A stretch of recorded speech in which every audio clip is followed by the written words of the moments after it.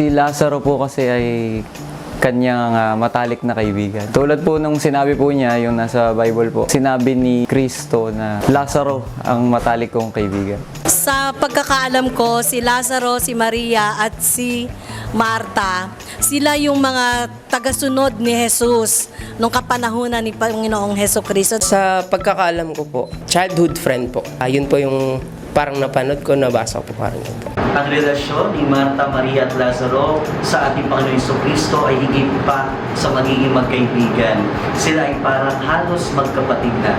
Dahil sa tuwing pupunta ang ating Panginoong Hesukristo sa Betanya, sa bahay ni Marta, Maria at Lazaro, nagpupunta at tumutuloy ang ating Panginoon. Pinakita yon sa Ebanghelyo ni San Juan.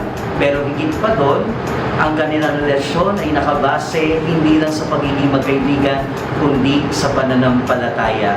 Si Marta ay modelo ng paglilingkod, si Maria naman ay modelo ng pakikinig sa ating Panginoon. At alam natin lahat na binuhay ng ating Panginoong Hesukristo si Lazaro.